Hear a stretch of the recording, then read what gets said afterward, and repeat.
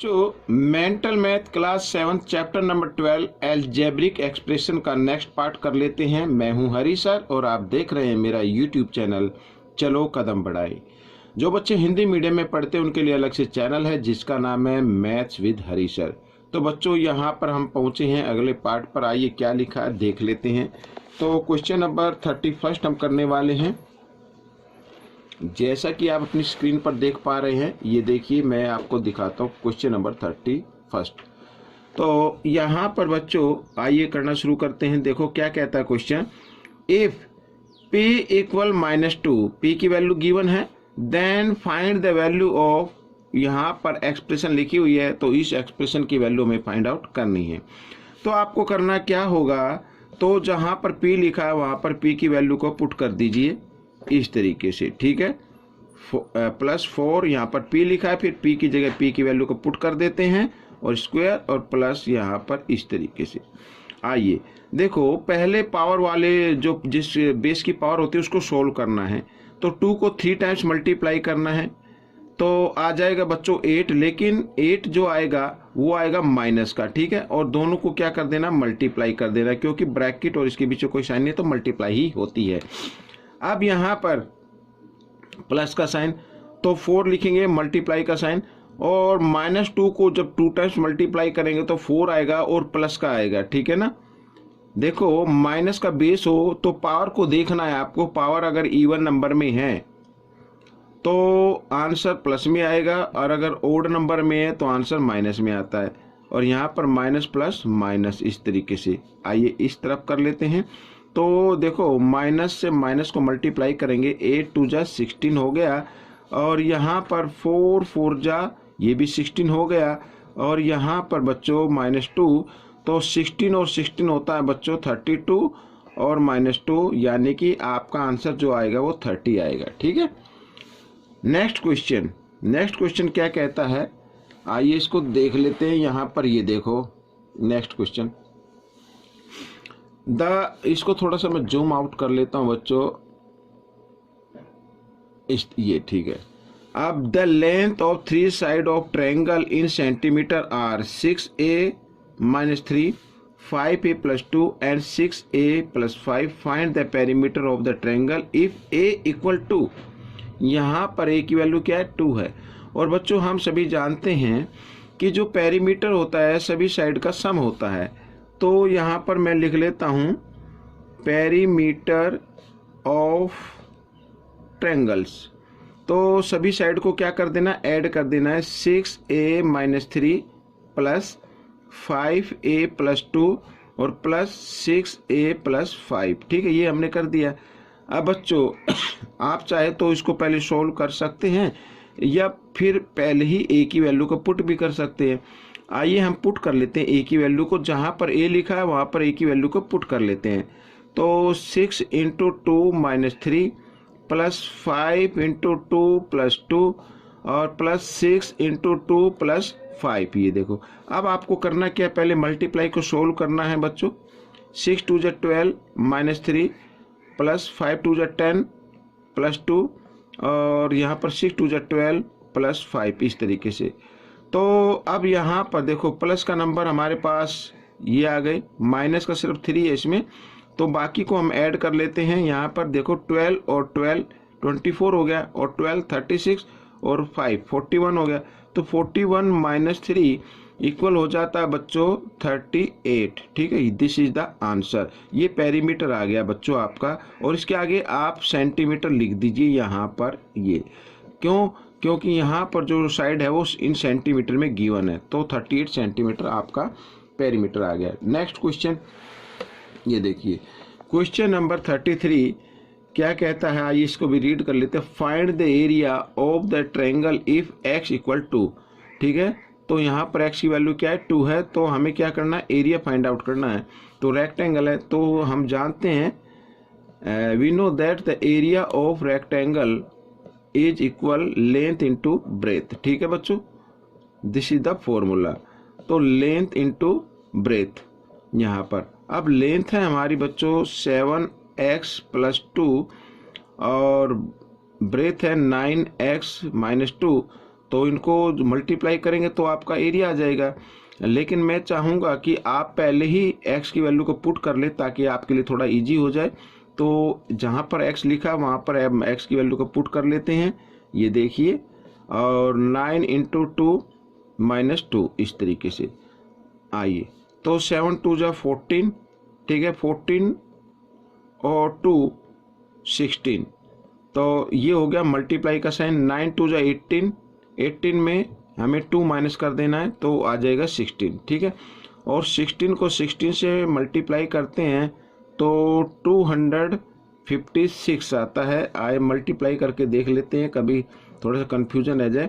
6 × 6 = 36, carry 3, 6 × 1 = 6 और 3 9, और यहाँ पे 1 × 6 = 6, और ये इस तरीके से 6 आ गया, इधर 9, जी हाँ 256 आता है। और यहाँ पर बच्चों यूनिट लिखा हुआ है तो हम इसके आगे क्या लिख देंगे, यूनिट लिख देते हैं, और स्क्वायर लगा देना आपको, या आगे स्क्वायर लिखिए या आगे यहाँ पर स्क्वायर का ये 2 लिख दीजिए, ठीक है। दिस इज द आंसर, ये आंसर हो गया आपका।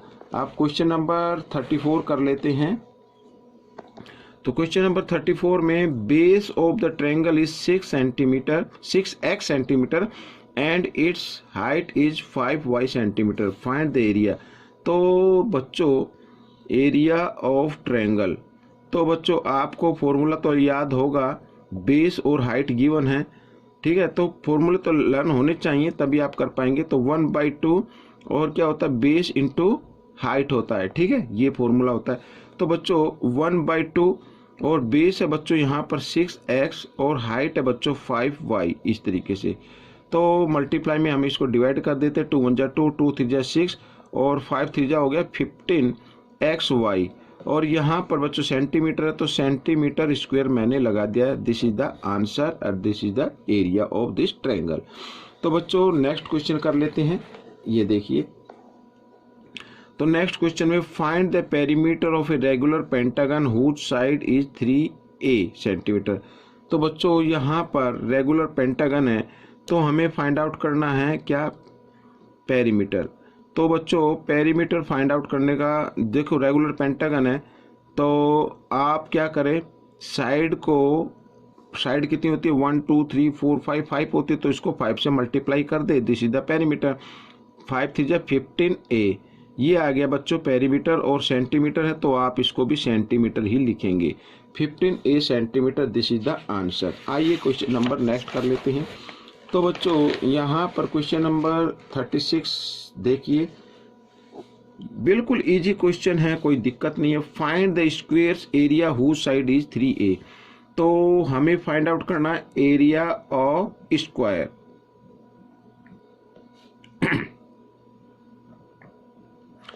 Area of square find out करना, तो फॉर्मूला होता है बच्चों साइड इंटू साइड, ये फॉर्मूला होता है, ठीक है। तो यहाँ पर 3ab साइड है तो इसको 3ab से ही मल्टीप्लाई कर देना है।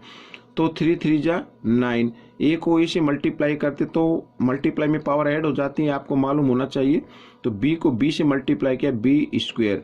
और यहाँ पर बच्चों देखो ना तो सेंटीमीटर लिखा हुआ है ना इधर कुछ लिखा हुआ है, तो ये आपका एरिया आ गया। और नहीं लिखा हुआ तो ऐसी कंडीशन में आपको यूनिट स्क्वायर लिख देते हैं, ठीक है ना, यूनिट स्क्वायर। तो ये एरिया आ गया। आइए नेक्स्ट क्वेश्चन कर लेते हैं।